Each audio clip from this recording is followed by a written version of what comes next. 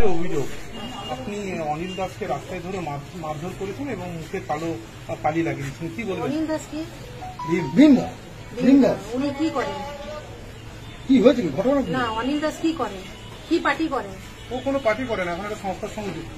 কোনো পার্টি করেন না, নিজের কোনো একটা বানিয়েছে। আমরা বামপন্থী বানিয়েছে, ঠিক আছে।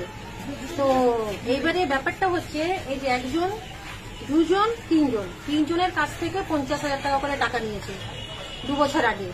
ওদেরকে নাকি কাজে দেবে, কোথায় দেবে? আইআইটিতে দেবে, রেশমিতে দেবে। এবারে বেচারি যখন দেখছে কাজ পাচ্ছে না, তো যাচ্ছে বারে বারে যে ঠিক আছে, কাজ যখন হচ্ছে না আমাদেরকে টাকাটা ফেরত দিয়ে দিন। টাকাটা ফেরত দিচ্ছে না, বরং আমাদের মাননীয় মুখ্যমন্ত্রী মমতা বন্দ্যোপাধ্যায়ের নামে উল্টোপাল্টা এদেরকে বোঝানো হচ্ছে যে মুখ্যমন্ত্রী এই যে রিসেন্ট দীঘায় মন্দির করলো, সেটা দেহ ব্যবসা ভালো করে করার জন্য, হোটেল ব্যবসা ভালো করে করার জন্য, টাকা কামানোর জন্য এরকম বোঝাচ্ছে।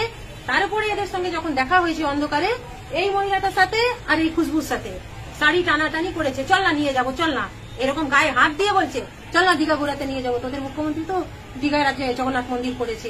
এরকম সমানে হয়ে আসছে। আরো অনেক মহিলা আছে। এই যে আমরা থানায় এখন অভিযোগটা জানাবো না, আজকে যেটা হলো, কালকে যেটা হয়েছে, তারপরে আজকে আমরা স্টেপ নিলাম। এর আগেও আমরা আমরা অনিল দাসের সঙ্গে আগে অনেক চেষ্টা করলাম কথা বলার, কিন্তু উনি কথা বলতে চাননি। কথা যখন বলতে চাননি, আজকে মহিলাদের বাড়িতে অনেক অশান্তি হয়েছে। অশান্তি হওয়ার পর আমরা ওনাকে আটকালাম। অনেক আগে আমরা আটকালাম যে মামা, আমি তো মামা বলে ডাকি, যে মামা আপনার সঙ্গে কথা আছে। না না, ওদেরকে আনবি না, একদম ওদেরকে আনবি না। আরে ওদের কাছেই তো টাকা নিয়েছে, কথা তো ওদের সঙ্গেই বলতে হবে, আমার সঙ্গে তো নয়। তারপর থানায় আসলেন না? হ্যাঁ, মানে টাকা নেওয়ার জন্য কি আপনি ধরে মারধর করেছেন? না, টাকা নেওয়ার জন্য হয়েছে। তারপরে আমাদের মাননীয় মুখ্যমন্ত্রীকে কুরুচিকর মন্তব্য করেছে, উল্টোপাল্টা ভাষা বলেছে। কোথায় করেছে? হ্যাঁ, কোথায় করেছে? এরা যখন টাকা চাইতে যাচ্ছে। কোথায় টাকা? আজকে আপনি ধরে মারধর কেন করেছেন? এটা আমাদের মহিলা। হ্যাঁ, আমরা তৃণমূল করি তো, আমাদের তৃণমূল, আমরা রুলিং পার্টি করি। ও বলছে আমার পার্টি করতে হবে, এবারে ওরা করতে চাইছে না, ওদের উপর প্রেসার করছে। পার্টিকে জানিয়েছিলেন এই ঘটনাগুলো যে ঘটছে? না, এটা যেটা হয়েছে আমরা তো পার্টিকে জানানো হয়নি, জানাবো আমরা। আচ্ছা, এখন তো আপনার পার্টির সব নেতারা আপনার পাশ থেকে সরে গেছে। না, দেখুন কোন নেতা সরে গেছে জানি না, আমরা পাবলিকের সাথে আছি। সব নেতা বলছে আপনাকে অ্যারেস্ট করতে হবে। ঠিক আছে, যদি আমি দোষ করে থাকি, যদি আমাকে অ্যারেস্ট করবে, আমি অ্যারেস্ট হতে রাজি। কেন? আমি সব সময় জনগণের সাথে আছি, ছিলাম আর থাকবো। মহিলাদের সাথে যদি অন্যায় হয়, তার হয়ে আমি মহিলাদের সাথে হয়ে লড়াই করবো। এর সঙ্গে কোনো জমি সংক্রান্ত বিষয় আসছে? না না, কোনো জমি টমি কোনো কিছু। আপনার পাশের বাড়ি একজন তার জায়গায় পাঁচিল করেছে, আপনি ভেঙে দিয়েছেন। না না, সেটা আমার নিজের পাঁচিল, আমি নিজে ভেঙেছি। সেটা আমার নিজের পাঁচিল, আপনারা স্পটে গিয়ে চলুন, আমি দেখিয়ে দেবো।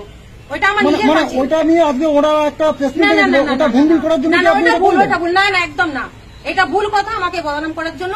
আপনারা মিডিয়া চলুন, যেটা সত্যতা যাচাই করবেন, তারপরে আপনারা দেখাবেন। স্পটে চলুন, আমার যেটা পাঁচিল আছে, আমি আমার পাঁচিলটা বানিয়েছিলাম, আমি আমার পাঁচিলটা ভাঙলাম।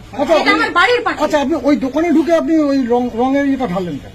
আমি তো ঢুকিনি, আপনি দেখুন ভালো করে। না, আমি দোকানে ঢুকিনি, আমি দোকানওয়ালাকে আমি বললাম যে একে আপনি দোকানে ঢুকতে দেবেন না। এটা আপনি বলতে পারেন?